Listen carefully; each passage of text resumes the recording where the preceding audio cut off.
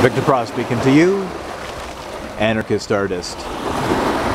Just enjoying the spectacular views that British Columbia has to offer, and just chilling out a little bit. Did a whole day of painting and artistic painting, if you're not aware that I'm an artist. And had a tea, and now I'm just gathering some thoughts, and I was reading and doing some philosophical musings as I sip my tea, and was just chilling out a little bit. Now I'm sitting down by the lakeside here, and wanted to talk a little bit about the non-aggression principle. The non-aggression principle. Now, that's a very familiar term in the anarchist community, and basically it's a concept that's known the world over, I guess, in all civilized societies anyway. Non-aggression. Basically, it's just kind of like if we were to live in a society, in a civilized society, I guess non-aggression is something that would be a standing rule and would have to be defined, enforced, observed, complied by, and that makes I guess it just makes it all around better for everybody if we observe the non-aggression principle. Now, surprisingly though, there's a lot of people who would not necessarily agree with that. There's you know, explicit die-hard statists who have the mentality that, well, you know, in order to make society functional and for there to be progress, and however they define functional progress, it's up to the statist mentality. But you know, their whole mentality is that, you know, individuals, living, breathing, concrete, specific individuals are dispensable if it means for the greater good of society as a whole, the common good.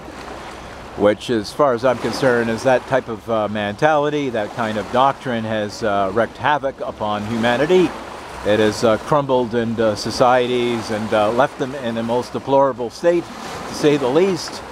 The so-called common good, where human beings, individual human beings, are entirely dispensable to this abstraction called society, as enforced by various politicians and dictators and what have you. And so as far as they're concerned, you know, this whole idea of the non-aggression, you know, it's fanciful. Oh, that's really cute, la la la. And it's all Pollyannish as far as they're concerned, and it's just impractical as far there's people who are even using the term fascist, stripped of its pejorative meaning. And you have guys like Richard Heathen, for example, of Liberty Machine. He calls his station Liberty Machine, but he's pretty much a Machiavellian kind of guy when it comes to politics, though he has no problems about in utilizing force, initiatory force too, and where giving you know, leftists a helicopter ride or whatnot.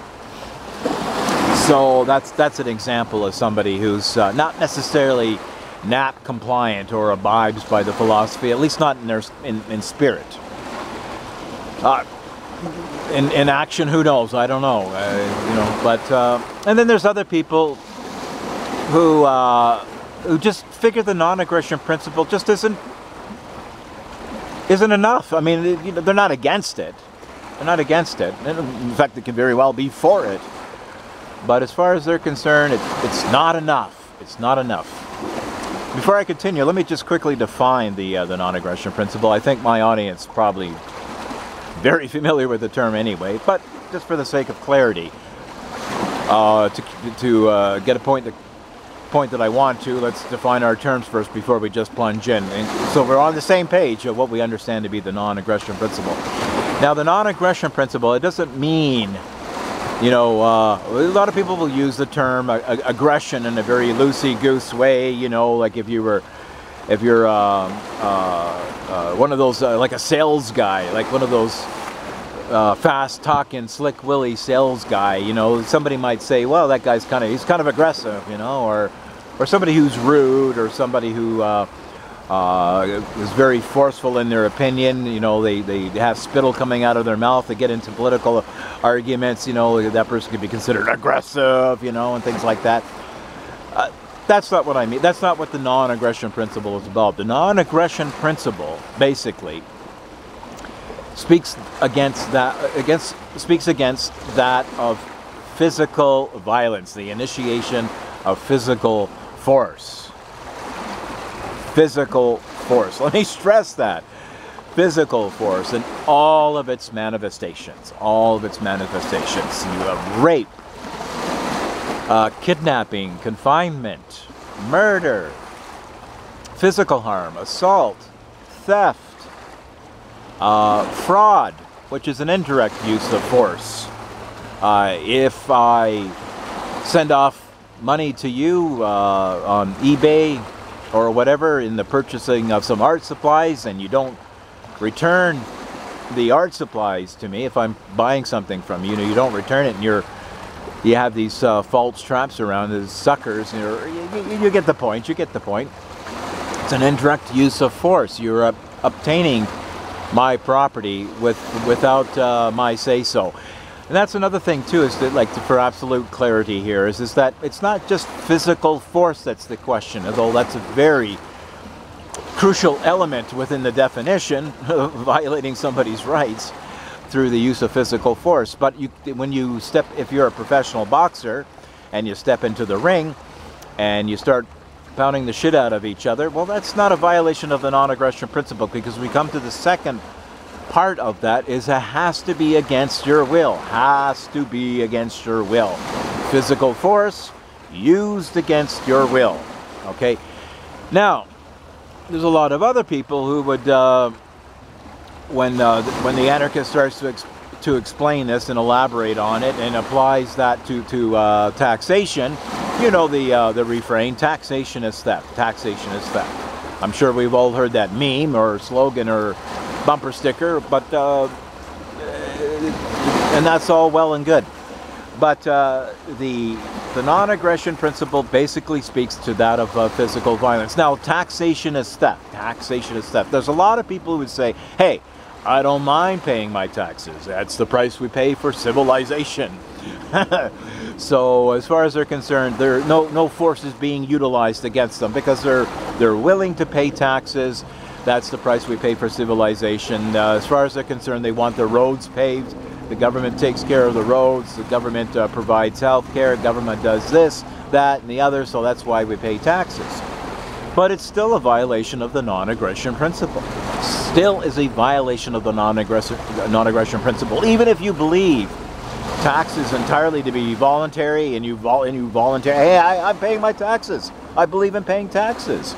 That's the price we pay for civilization. Those kind of guys, right? It's still a violation of the non-aggression principle, most especially against people who are not for it. But what if you are for it? Well, here comes the little nugget that kind of nestles the definition to a very specific realm of what is a violation of the non-aggression principle and what's not. Let's say you change your mind. Let's say you have a philosophical epiphany and you decide, whoa, all these, you read some Murray Rothbard, you listen to some Stefan Molyneux, and you say, whoa, I'm doing a philosophical overhaul here. You change your mind. All of a sudden, then it becomes aggression. But it was always aggression, because you do not have the option to change your mind. You can decide you could work for some company and then decide, well, I'm going to quit here. I don't want to work anymore. How about if it was said to you that, no, you can't quit here. Motherfucker, you walk out that door and we'll break your legs. Okay, you are staying here. You're a slave. You're on this job. Well, that's obviously but even, let's say, while you were working there, you say, oh, I don't have to work here if I don't want to, or working is good. They're paying me, so that's why I'm here. But if the situation was such that you couldn't quit, even while you're in your little fantasy, it's like, yeah, it's good to work, a Protestant work ethic, I'm earning my keep, blah, blah, blah.